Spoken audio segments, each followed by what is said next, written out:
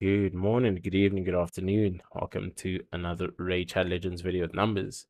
All right, guys. So there's been a lot that's happened in the past month or so of Raid. We've got turtle teams all over the place. We've got three new champions. We've got a new mythical.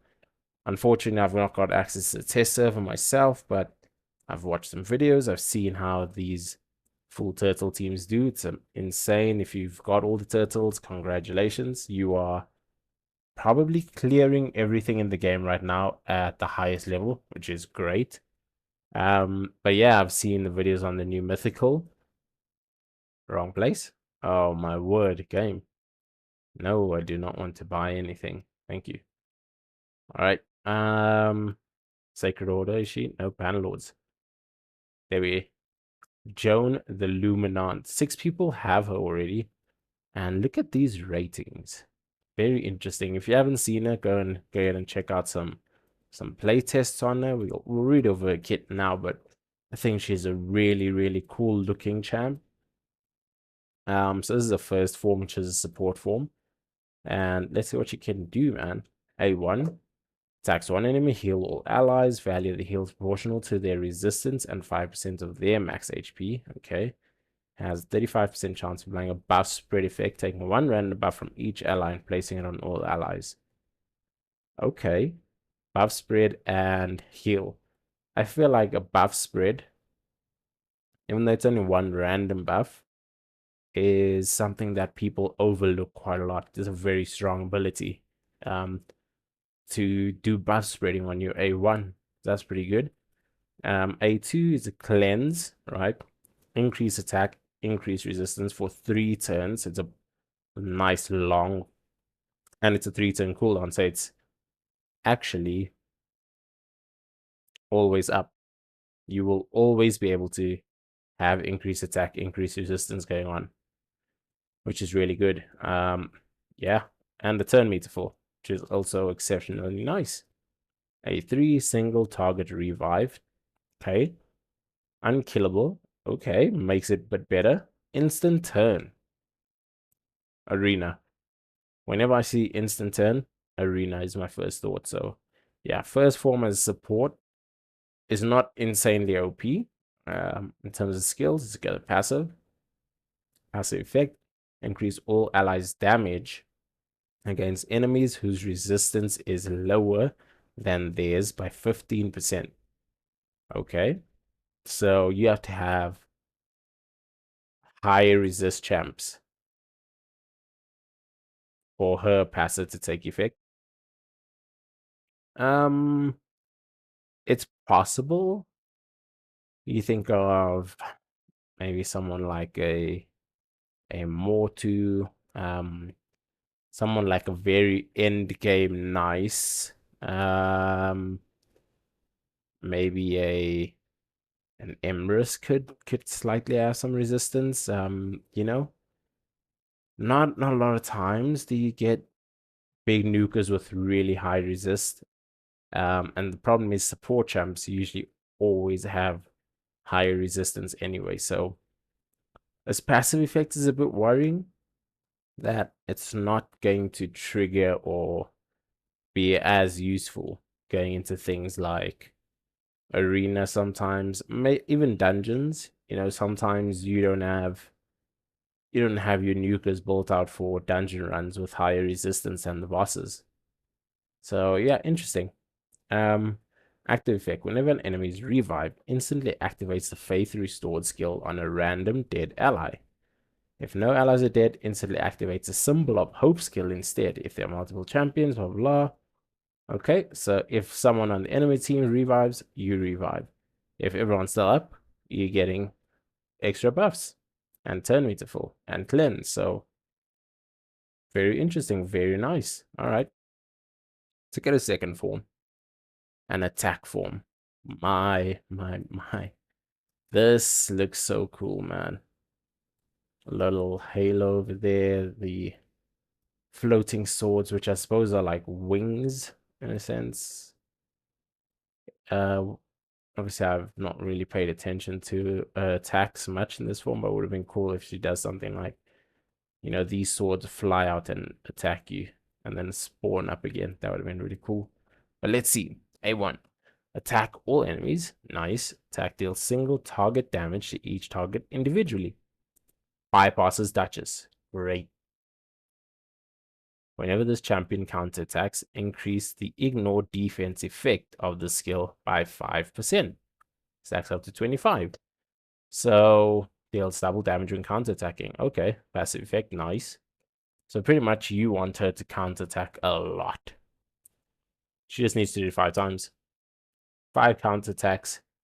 It gives you 25% ignore resistance and double damage when counterattacking. So that's interesting. A2, pierced by light, attacks all enemies before attacking, steals 25% of each enemy's turn meter. This effect cannot be resisted. Love that. A turn meter steal that cannot be resisted. That is amazing.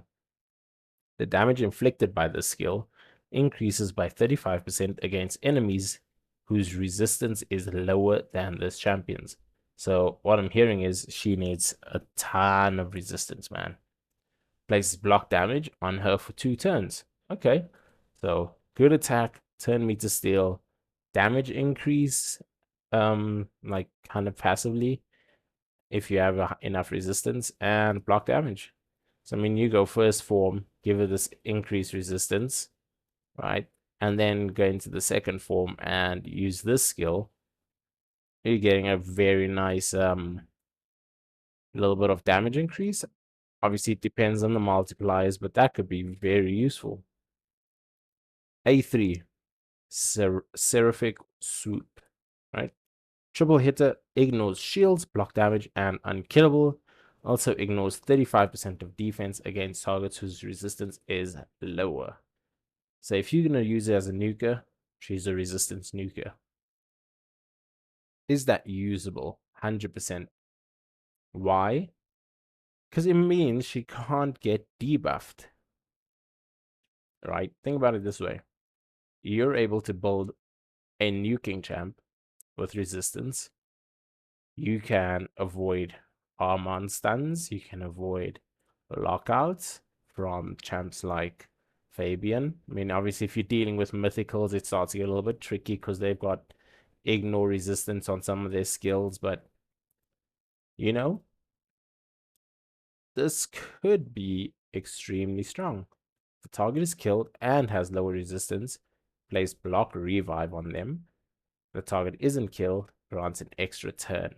So, very strong. Big hit, block revive, or big hit, extra turn into another big hit. All right, decrease the damage this champion receives from enemies whose resistance is lower by 15%. Place a protected counter attack buff for 1 turn at the end of her turn. If she takes a turn, swaps over, gets into this damage dealer form, and ends a turn. Every time she gets hit, she's counter-attacking. She's gonna get, depending on who you're up against, you could possibly stack up 15-20% of this ignore defense on her A1 very quickly.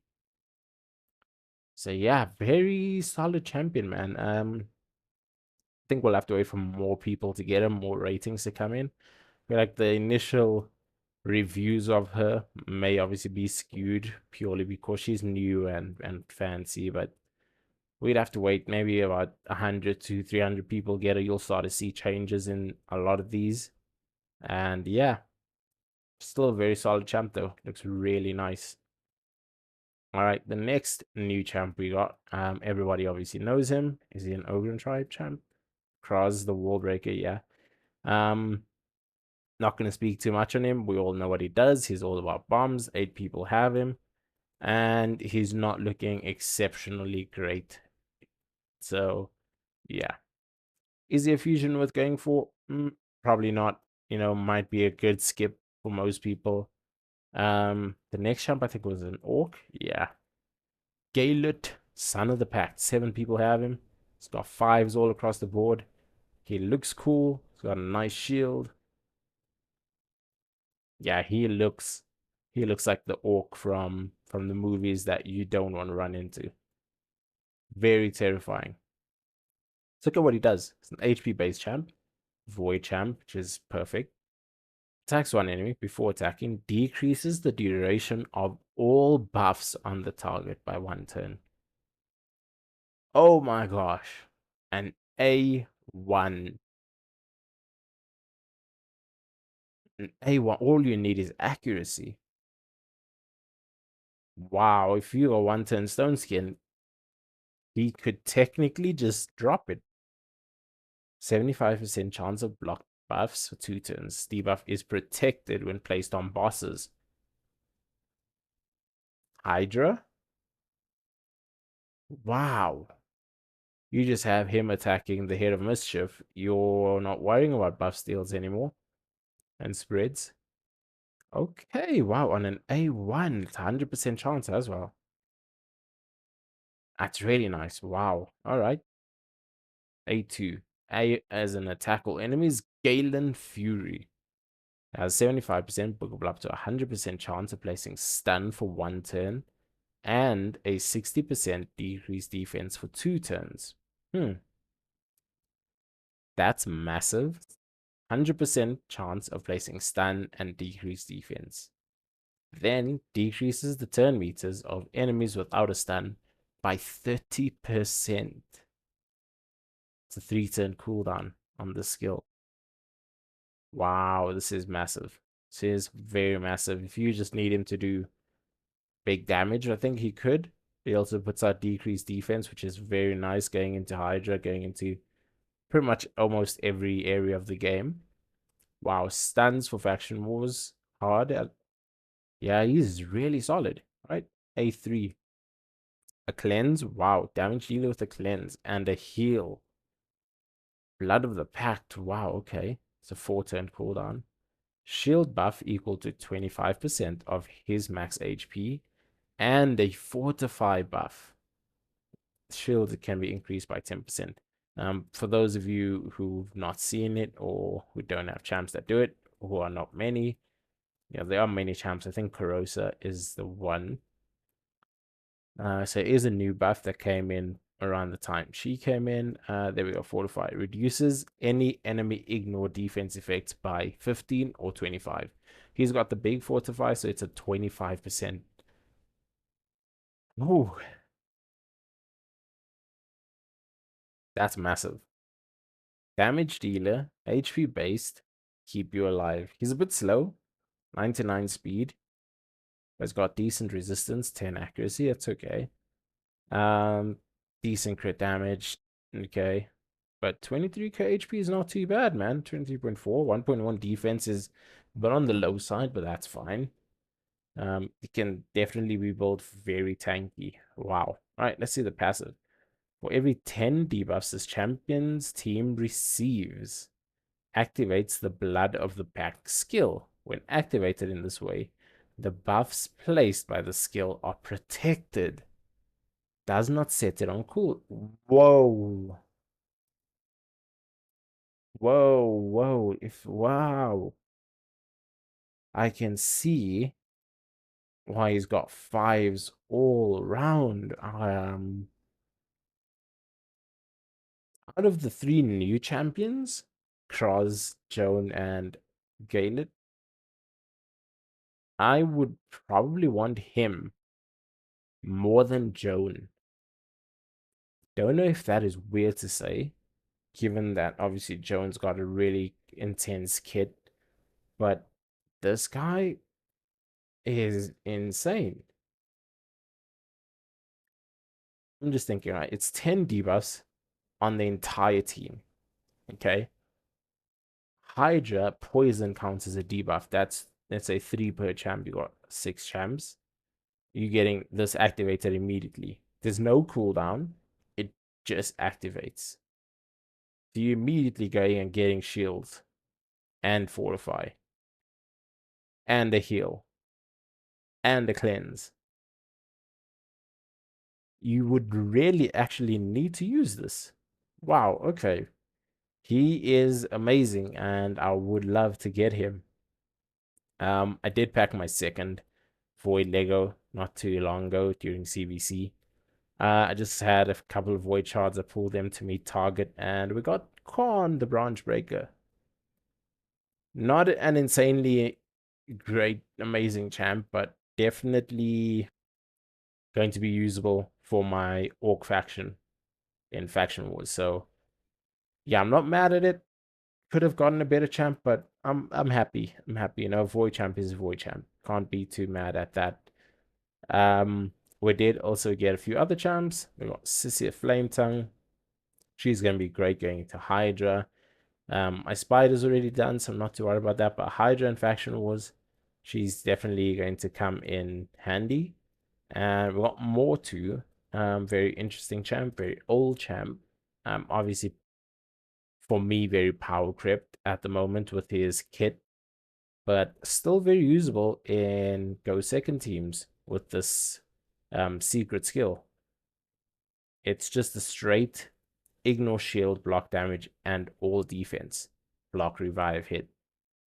So yeah, that's a massive skill. So yeah, it's going to be interesting in the coming days. Obviously, we've got, well, what people are saying is that we've got a 2x primal on the way, and probably another 2x primal Christmas time. So for those of you looking to pack up some primal champs, this may be the best time. Some mythical champs. I'm personally a bit full at the moment. Oh, we also got Thea, the two main. So we pulled her from fragments for CBC. So yeah, we got a few new champions that we got to work with packed series as well. So we got to get Sissia Flametongue ready. We got to get Lydia, the Death Siren. We finished Faction Wars, guys. Congratulations to us. Got to get Lydia done. Got to get Sissia done. Mortu done. I think those three are my current projects. Um, these two are already 60. They just need to get books in them. Well, books in Lydia more so than Mortu. Mortu doesn't need books. And then Cecilia will get 60'd and get some books, probably along with Naldo and Korn, because I want to do some finite hard mode. So Naldo definitely needs to get pushed up the ranking. But that's gonna be it, guys. Yeah, if you got shards, save them. Again, Primal is coming up. Primal 2x is coming up. So I would suggest saving Primals if you're a spender. You know, be prepared to buy a couple of Primal packs and hope that you're pulling and getting a nice little mythical champ out of that. I pray that nobody packs a dwarf and you just get everything other than that. Because technically everyone other than the dwarves are usable. Yeah, it's gonna be it for us today, guys. Yeah, if you enjoyed the video, make sure to drop a like, subscribe, leave a comment, let me know what you want to see. If you want to see anything specific, I will definitely get on that. Yeah, man, I might start doing some Faction Wars hard content, show you guys how we do it with a limited roster. You know, what is the best way to get through Faction Wars hard with a roster that might not have everything you need. So yeah, that's it for me, guys. I will catch you in the next one. Cheers.